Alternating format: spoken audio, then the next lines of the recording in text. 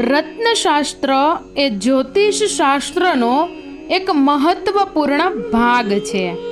અમે તમને જણાવી દઈએ કે રત્નશાસ્ત્ર અનુસાર કોઈ પણ વ્યક્તિએ કોઈ પણ પ્રકારનું રત્ન પહેરવું જોઈએ નહીં. ઉદાહરણ તરીકે આજકાલ લોકો શોખ તરીકે કાચબાની વીંટી પહેરવાનું શરૂ કર્યું છે. તમને જણાવી દઈએ કે કાચબાની વીંટી દરેક માટે શુભ પરિણામ નથી લાવતી. તે જ્યોતિષ રત્નશાસ્ત્રીની સલાહ પર જ પહેરવી જોઈએ. નહીતર કોઈને રાજામાંથી ગરીબ બનવામાં ક્યારેય સમય લાગતો નથી. આવી સ્થિતિમાં આજે અમે તમને કેટલીક રાશિઓ વિશે જણાવીશું જેમણે ભૂલથી પણ કાચબાની વીંટી ન પહેરવી જોઈએ. નહીતર કોઈને રાજામાંથી ગરીબ બનવામાં ક્યારેય સમય લાગતો નથી.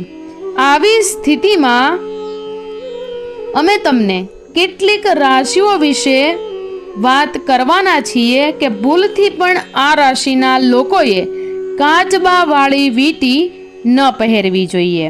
તો ચાલો મિત્રો જણાવી દઈએ કે કાચબાની વીંટી કઈ રાશિના લોકોએ પહેરવી જોઈએ. પણ એ પહેલાં આ કાચબાની વીંટીનું અને આ કાચબાનું શું મહત્ત્વ છે તે જોઈ લઈએ.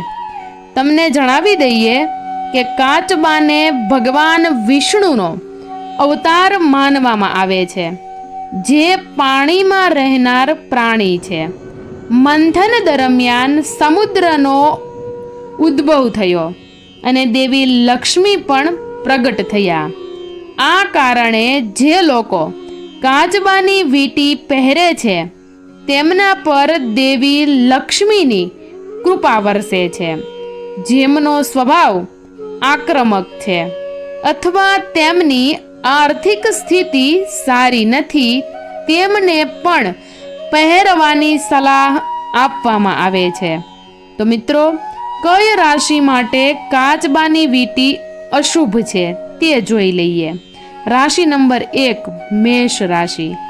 મેષ રાશિ માટે કાચબાની વીંટી થઈ રહેલા કામને બગાડી શકે છે.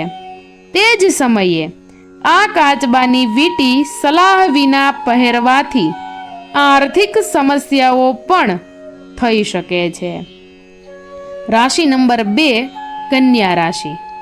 કાચબાની વીંટીથી આ રાશિના લોકોને આર્થિક નુકસાન થઈ શકે છે, જેના કારણે નુકસાન થવાની સંભાવના વધી જાય છે.